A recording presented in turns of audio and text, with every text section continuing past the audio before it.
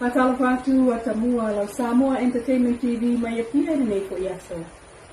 Ua atoa ili tausanga le nei aso tolo me le luas fuluiva tausanga, talua na whaamanatu le asa whaalawao malo, o le saultongo lau whaasala mtu stala le laulangi.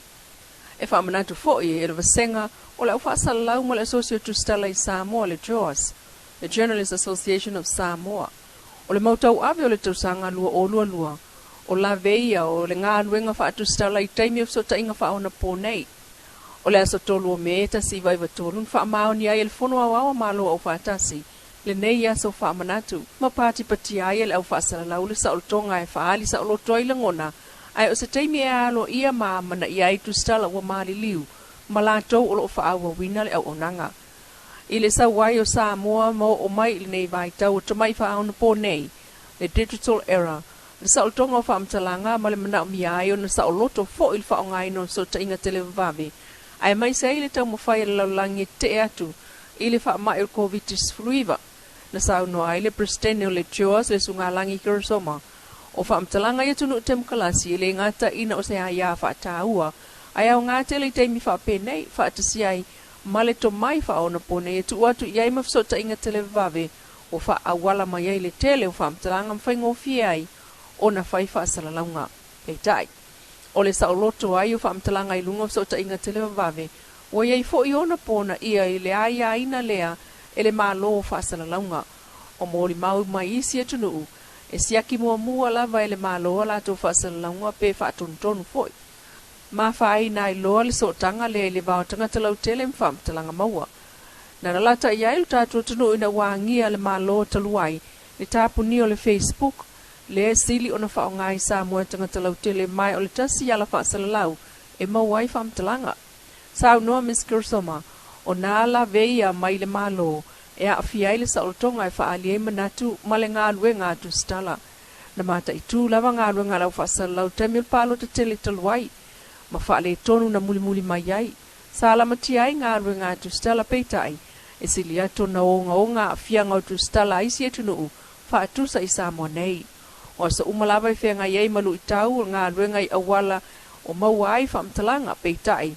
O le aso whaamanatu le saolotonga lau whaasalaurua o lua o lo whaaftai ai pa anga le JOAS I lo lato lango. Ma whaamanui ato I foi I tu stala ma le au whaasalalau I lo lato waso whaapitoa. O lo tupu pēr le au whaitangata mali liwo le tātua tunu ul wha mai ul COVID-19 fluiva. Mai le ustulanga mamale le vai el malo. Ai maise o ainga ma whanau o mātua o maliliu. E peo na whaawa wai peo na sao no wha maise la na fionga le palamia. Fia mena o mi mata awhai ainga wa fia. E mawhatianga o le tinga o le oti. Samoai o fianga o le whaamai, sao tātou mōli mawina, ma whaafonga I ai le tele o atu nuu o le lalangi na fia mua. Ai maise lava I le whaata o tolia I whanamai, mai uai ina mali liu nisi. Lea ua matawina ilo tātou fo I atunu. E mawalunga I ate au nei ma le kapeneta I lātou ua mali liu, ona o aunga o le whaamai. O te momoli atu whaamaisenga I ainga ma whanau pele, ua tatala mawhitanga pele ma mamae, ona o le maliu ma le oti. E mafua ona o awhianga o ngaunga o le whaama. E te talo pēr le tātou malo, I le pai mai o awalofa o le tātou atua. E whaama whanawhana, ma lave I manino o le whaavauvau, ma le loi fufonga o le whaanoanoa, ma ia whaamaise lona nganga pa ia, I ainga ma whanau pele, ai maise e o tangi maiala. Ai o se talala tamaile nei o awhianga o tātou tunu ul wha mai il whaasul walu I tū la utua nai. E peo na whonga ina mai e le whionga le taitai o le malo. E o mai le so, ua whaamawina, ua iwa afe, 5 selau iwa sifurulua le au whai, o I latou ua afia I le whaamai.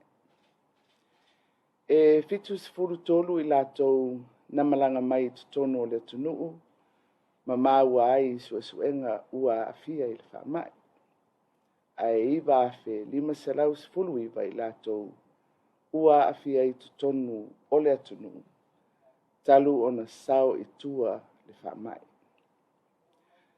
Mai le lua se lau ma le lua o I lātou na ngase ma tau fia I no fuanga wha no fu esea, ma le potu ti ngā ina I le whale mai ma tō tua. O le tō tele o I lātou ua toe tea I tua I le taimi nei, ai se fulu tasi o loo I no fuanga wha no fu esea, ma le tō tasi o loo I le potu ti ngā ina I ma tō tua. E ono se fulu ni maafe iwa se lau fas fulu iwa, su enga ua maea ona whaatino, mō le atunuu e ilo ai po ua afia pele ai I le whama. Ua whaamawina foi, ua se fulu iwa I lātou ua maliliu, ona o a onga o le whaamai. Mai le nā se fulu iwa ua maliliu, e to atolu na maliliu, I le fase fulu walu I tū la talu ai nei. O se talafia mo le au faita vale I Samoa I le nei tausanga talu mai wha maunga o Iuni lua o lua tasi. E o mai nei, e fau le masina, ai tu mawale tau le swau, penisini, kiso, malakalasini. Wha laulo mai le fionga I le ministau tupe, mulipola analosa ale molio o, tau fau le swau, afu atu le aso mua, o le ale aise swinga, I le tau le whaatawina o le penisini, kiso malakalasini, ai o la whaatu mawina I pea tau, le ana sawai, I le masina o aperila. Pe ona ia le pensini tolu tala tolu fa Sene le lita, o le kiso e tolu tala lua tolu le lita, malakalasini, e lua tala valu fitu Sene I le lita. Mai tawina o le taimi mua lea o le tausanga atoa talu mai Iuni o le tausanga taluai, o le ai se pa po se siitanga, I le tau o le swau, o le taimi mua foi, ua so o ai ni masina se lua, o tu maupea le tau o le swau. Fatu sa isi e tunu o le lata mai I a tātou I le tau o le swau, tolu tala tolu wha I Samoa le pensini, tolu tala tolu iwa Sene I Australia, whatala ono fitu I New Zealand, ai whatala vanulua I fiti, ai o le kiso e tolu tala lua iwa Sene I Samoa, tolu tala fitu Sene I Australia, lima tala lua wha Sene I New Zealand, ai tolu tala lima sifuru Sene I fiti. O le tau whau o le swau ulu tātou tunuu, o le atu mawai mole nei fo I masina o me. Whaafta ia e le tama ave taxi, ia nari upati, le wha asoa le fionga le minister, mawai le mapsanga ile nei fo I masina, I le tau o le swau. Ua so o lava masina o tului mai vai la au tui pui o le COVID mo Samoa. I lana whapaanga ma le malo Australia, ma le UNICEF.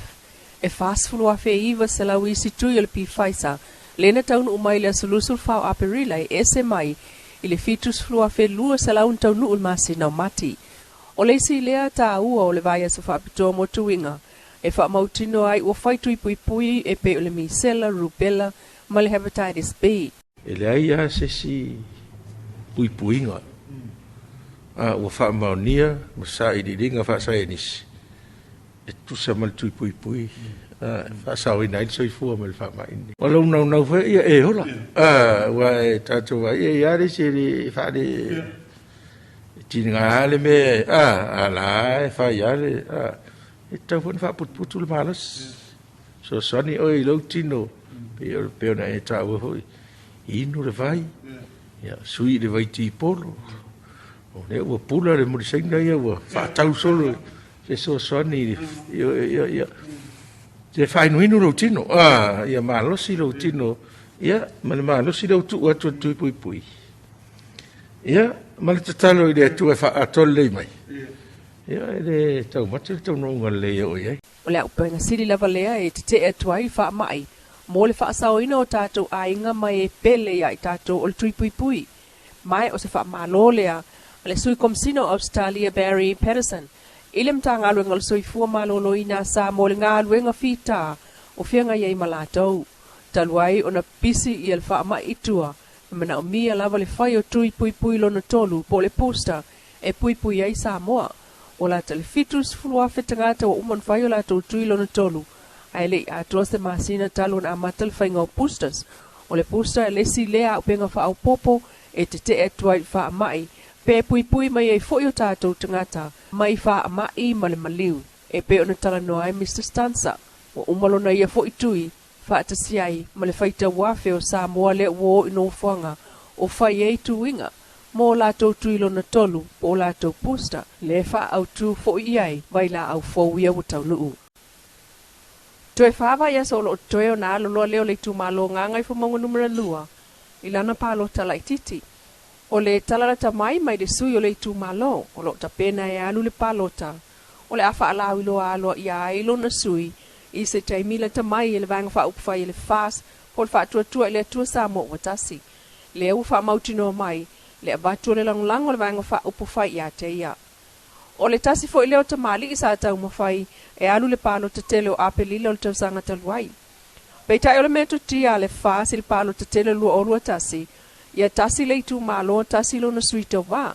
e pe on sa no lon te fono le sunga la ule mali toa pola te va o le wotea pola te va fo se schmet na fu ayo na avel fa alo suito lua ale fas ile fionga va ele pa ya yona na manu ya ile palota le fas mai le tu malo le na peita ayo le tu ayo le malo ele fionga va ele le masino mati lua lima wa va no ai lol no foa mai wa nga va ai se tasi o le to alua na fieta vaile no fo lava le palo te tele mo le palo tala ititi ya yunia so tolu lua o lua sa no te fono le fas o sui fo ina o lo ave ia il fa mo la to vanga fa upo fai se taimi le tamai il masina le neo la fa la lo atuai le swa fol to mali o ave ia il fa mo ale fa tua ile tua sa mo tasi e tau va mai no fo le tu malo nganga i fo monga numero lua nga ngai fo maunga lua ya o fiaia fiu angopaia sa maunga le whangoa li i matabai fale tanga loa ma fatuwalu.